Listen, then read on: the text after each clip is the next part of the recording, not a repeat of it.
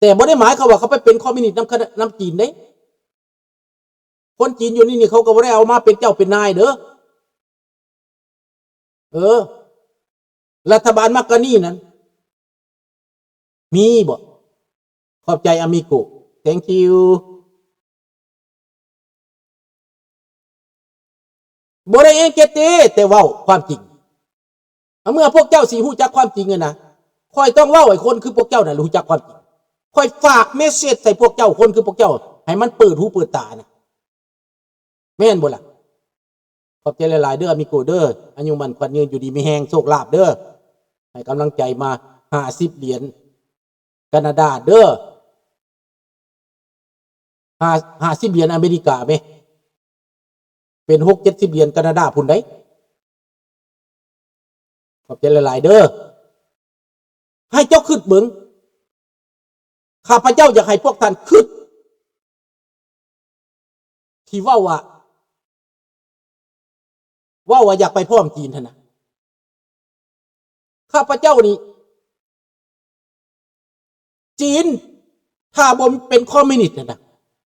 ถ้าเป็นแบบไต้หวันนี่ข้าพเจ้าคือสิบ่มีปัญหาแต่เป็นลัทธิคอมมิวนิสต์เผด็จการแม้แต่มันเองมันก็ยังบ่เอากัน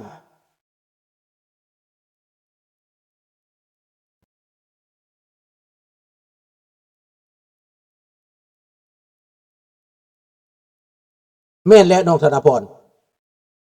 ดานามิตวัดประเทศลาวผู้กล้าว่าความจริงตอนนี้หมอแค้นก็ยังบ่ได้ว่าคือเท่าเขียวได้เท่าเขียวเว้าตรงโลดได้ข้าพเจ้าความรู้เท่านี้มันยังกล้าเว้าได้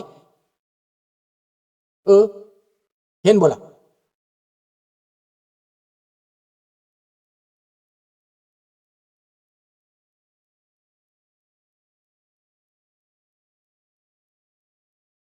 อันนี้แหละความจริงเท่าเขียวแล้วว่าความจริงพี่น้องเราสะท้อนชีวิตคนขึ้นมาเราสะท้อนความจริงขึ้นมาในเมืองลาวแต่คนประเทศลาวนี่ปิดหูบังตาตัวเองหลอกตัวเอง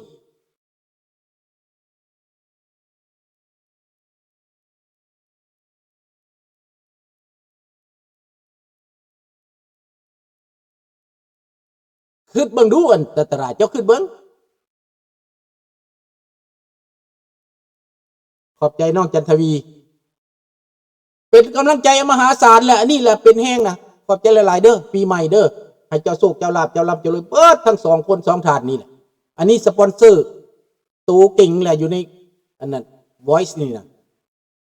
ได้รับการสนับสนุนมาตลอดแต่บ่ได้หมายความว่าผู้อื่นบ่ได้เด้แม้แต่เขามาฟังเขามาให้กำลังใจมันก็เป็นกำลังใจมหาศาลแล้วพี่น้องเด้อแต่ขอบใจพิเศษ2 ถาดนี่แหละมื้อนี้เป็นมื้อที่ว่าข้าพเจ้าว่าออกมาจาก reach out ออกมาเบิดจากใจที่จริงที่มันได้ยินนี่ดังนั้นพวกที่บ่ถูกนี่จะบ่เข้าใจดอกจะบ่เข้าใจการกระทำการประพฤติของสังคมหรือศาสนาในโลกนี้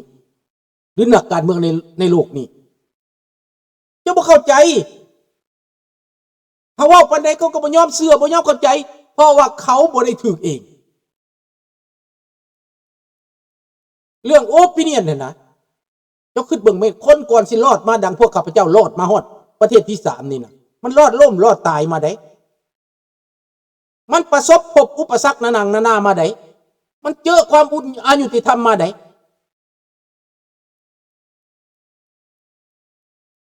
ดังนั้นข้าพเจ้าว่าพวกอยากทลายโดนัลด์ทรัมป์นี่ก็หมายความว่ามันอยากไปซอยพวกนั้นมันสิยากหยังมันอยากไปซอยพวกโจรมันบ่อยากให้พวกโจรนี่หายไปเพราะมันจะได้ประโยชน์มันจะเอี่ยวกันมันจะเดี่ยวกัน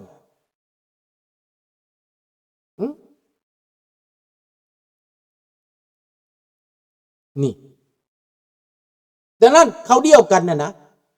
ศาสนาพุทธในเมืองลาวนะครูบาในเมืองลาวเดี่ยวกับรัฐบาลกูมือนี่นะแล้วเฮาอยู่นอกเนี่ยเฮาดีใจบ่โนเขาไม่ได้สนใจเรื่องศีลเรื่องธรรมเขาไม่ได้สนใจเรื่องถูกต้องไหนเขาไม่ได้สนใจเรื่องศีลเรื่องธรรมอีกเขาสามารถไปประกอบพื้นในพระ นี่ข้าพเจ้าเอาจุดนี้มาเว้าพระอยู่เมืองลาวนะพวกท่านเห็นบอกอันนี้ลูกน้อยลูกหลานเขาบอกมาได้ยามกลางเว้นนี่เป็นพระแท้ยามกลางคืนมานุ่งส่งออกไปลินบาได้อยู่เมืองลาวได้นี่ใส่หมวกเปลี่ยนส่งออกไปหาอะไรลินบาได้เมืองลาวได้นี่ได้ยามกลางเว้นเขามาอยู่ในวัดแนวนั้นก็มีฮะเขาก็เว้าเด้โอ้ยอย่าไปเสือลุงเอ้ยเขาอ่ะใครแต่ว่าอยู่บ้านนอกหันใครเนี่ยน้อยนึงทำผ่านในเมืองเลยบ้านนอกหันไทยบ้านเขาติดตามเบิ่งหันติงยากอยู่แต่ในเมืองบ่สนเห็นบ่ล่ะอันนี้แหละอยากให้พวกท่านคิด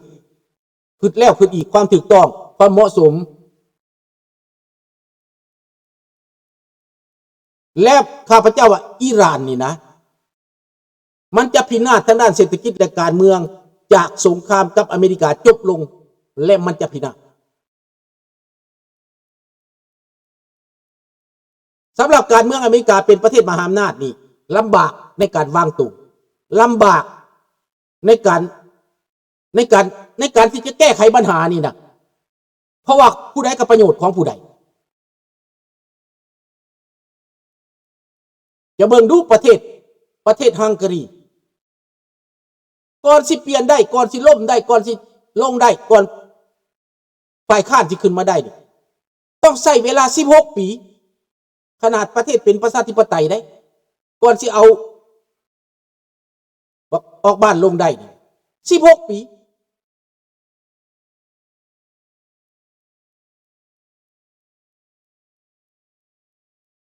แมนน้องธนพรแมนอันนี้เท่าเขียวเว้าถือข้าพเจ้าจึงว่าให้เราตลอดปลอดภัยให้อำนาจการปกครองในประเทศไทยดูแลเบิ่งแยงหรือให้เราได้ออกต่างประเทศ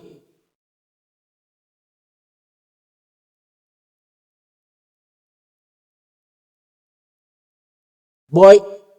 เท่าเขียวได้ออกมาต่างประเทศพวกได้ออกมาต่างประเทศนี่มิดหลายคนมาแล้วมิด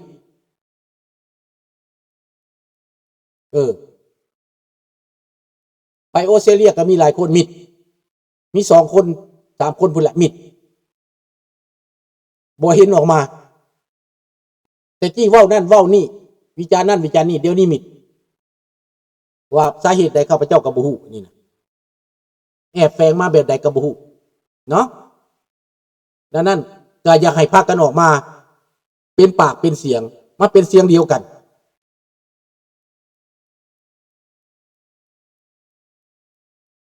ทั้งหมดนี่นะถ้าเฮาบ่จักความจริงนั่นน่ะบ่เอาความจริงมาเว้าน่ะพักกันเงียบอยู่เท่าเขียวมันบ่มีทางเลือกเลยเว้ายังขึ้นมาก็ผิดเว้ายังขึ้นมาก็ผิดมันก็ต้องเว้าต่อถือหน้าภูตลอดคือดังหลานชายผู้หนึ่งที่ข้าพเจ้าแนะนำมาแหละแล้วก็เว้าตลอดแต่ว่าเราก็เปลี่ยนยากสิเว้าได้เต็มบอนอยู่ที่อยู่ความปลอดภัยมันเกี่ยวข้องเบิดพี่น้องโอ้ย่าป้าบ่ให้มากขอบ่ขอบใจเด้อย่าป้าเด้อเจ้าอยู่เย็นเป็นสุขเด้อเจ้าอยู่ดีมีแฮงเนาะเว้าถึงย่าป้าเนาะแม่นเอื้อยเพิ่นเนาะให้มาเนาะขอบใจหลายๆเด้อย่าป้าเด้อปีใหม่นี้ให้จงอยู่ดีมีแฮงอยู่เย็นเป็นสุขเด้อเจ็บจะได้ใครอย่ามีปรารถนาสิ่งใดก็สมมุ่งมั่นปรารถนาเด้อย่าป้าเด้อให้ร่ำให้รวยโอ้มาอีกย่าป้ามาอีกอันนั้นของอามิโกะเนาะตัวก่อนมานี่ย่าป้ามาอีก50โอ้มื้อนี้นี่เป็นปีใหม่เนาะให้กำลังใจปีใหม่ขอบใจหลายๆเด้อย่าป้าเด้อให้เจ้าร่ำเจ้ารวยเด้อให้รวย100 เท่าพันเท่าพุ่นเด้อย่าป้าเด้อให้เจ้าเบิ่งแย่งลูกหลานเบิ่งบ้านเบิ่งเมืองติดตามการบ้านการเมืองอยู่เคียงคู่กันไปเนาะขอบใจหลายๆท่านเดือนว่าPresident Trump a permis aux Américains de faire des économies sur leurs impôts. Il a coupé de virus au Laos, pays communiste. Le président Trump a préservé les ressources financières du peuple américain. Que Dieu bénisse présidentข้าพเจ้าก็คิดว่าเทวดาต้องเข้าข้างเราแหละถ้าทำแล้วเจตนาอยากให้อเมริกานี่มีกินมีอยากหลายก่อนแต่ว่ามีผลกระทบทางด้านสงครามนี่แน่นอนข้าพเจ้าว่าผลระยะยาวนี่มันจะเป็นผลดีข้าพเจ้าเมื่อเบิ่งเรื่อง immigration นี่นะถ้าเราทำมานี่มันดีบ่ใดถ้าเดือนมาปุ๊บนี่นะมันดีอยู่บ่ใดมันดีโยนว่าเราเห็ดหัวมาบ่ได้เราใส่ทหารปาตรุยตามชายแดนระหว่างเม็กซิโกเราปราบพวกยาเสพติดเราปราบพวกคอร์รัปชันเราปราบพวกแอบอ้างเราปราบพวกหลอกลวงจับได้เป็นมหาศาลเสพเงินมหาศาลได้เราทำนี่จับเงินพวกยาเสพติดนี่บ่เป็นธรรมดานี่แหละข้าพเจ้าเห็นรัฐบาลรุ่นนี้เอาจริง70 ปีผ่านมานี่ข้าพเจ้ามาเห็นโดนัลด์ทรัมป์นี่กล้าฟาดกับอิหร่านมันพอใจข้าพเจ้าบนใดพอใจข้าพเจ้าบนว่าคนอิหร่านเขาจะได้มื่นตาอาปากได้ในอนาคตและลัทธิเผด็จการศาสนาหัวหูแดงนี้มันจะละหายไปมันจะเหยไปและ proxy ของอิหร่านที่ว่าสร้างมาให้ไปแทรกแซงไปทำลายประเทศซีเรียไปทำลายประเทศลิบานอนไปทำลายประเทศต่างๆในเขตตะวันออกกลางนั้นมันจะหายไปได้ข้าพเจ้าว่าถ้าเราทำนี้ได้สร้างคุณอุปการะอันมหาศาลแม่นเล่าสิบูอยู่ในโลกนี้ต่อไปได้อีก10 ปีข้างหน้าข้าพเจ้าก็สิระลึกถึงว่าโอ้คันบ่มีถ้าทำมานี่มันคือสิคนสิขึ้นฮอดแหละต่อไปเด้อตอนนี้อาจจะบ่เข้าใจเพราะมีผลกระทบทางด้านเศรษฐกิจอาจจะหุ้นตกอาจจะน้ำมันแพงสินะเขาสิบ่มักมันสิบ่ถูกใจเขาแต่ว่าอีก10 ปีข้างหน้าเผด็จการตัวนั้นมันสิตายไปเผด็จการศาสนาหัวแดงสิลอยไปแบบดักซัดดัมมันฆ่าคนนั่นแหละซัดดัมก็ตายไปอิรักก็เงียบยังมีปัญหาอยู่เล็กน้อยอิรักก็ได้เนื่องจากว่าพวกศาสนาชีซีไอนี่ที่สนับสนุนจากอิหร่านแทรกแซงอยู่ถ้าสัตว์อิรักก็ร่ำรวยคือกันอิรักมีน้ำมันมหาศาลได้แต่เป็นยังอิรักจังบ่เจริญเพราะว่าไปนิยมแบบนั้นแหละไปนิยมหัวอุนแหงต่อต้านเบิด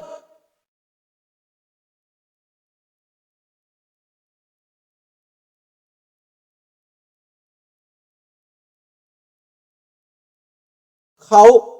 าบ่ฮู้เรื่องว่าเขาได้รับผลกระทบอย่างเขาบ่ฮู้เรื่องว่าเป็นอย่างประเทศลาวจังถูกนั่งอยู่กองเงินกองคำนั่งอยู่บ่อนไฟฟ้านั่งอยู่ทุกสิ่งทุกอย่างเมืองลาวน่ะถ้าคนมีความฉลาดในการปกครองน่ะประเทศลาวน่ะข้าพเจ้าว่ามันสิกลายเป็นฮ่องกงพุ่นแหละขนาดฮ่องกงนะให้หน้าก็บ่มีเป็นหยังเขาจังมีเงินต่อก่อนขนาดสิงคโปร์ป่าดงพวงไฟก็บ่มีดินก็แคบๆน้ำก็อึดแต่เป็นหยังเขาเจริญเพราะความคิดของเขาเจริญความคิดของเขาเจริญเขาปล่อยคนนี้มีอิสรภาพในการทำมาหากินเขาปล่อยคนนี้ขึ้นมาได้นายกเลือกขึ้นมาคนหนุ่มได้เป็นคนหนุ่มเขาบริกีดกันคนเขาให้โอกาสคนสิงคโปร์เขาจริงเจริญแต่ประเทศลาวมันควรจะเจริญเอาให้ข้าพเจ้าเมื่อบ้านนี่นะไปเป็นนายบ้านในบ้านนั่นมีอำนาจเต็มนี่นะบ้านของข้าพเจ้านี่เปลี่ยนโลดเสื้อโลดเห็นบ่ล่ะบ่ต้องไปว่าไกลดอกข้าพเจ้าไปเป็นนายบ้านนะบ่ขึ้นก็ผักกะหลัดได้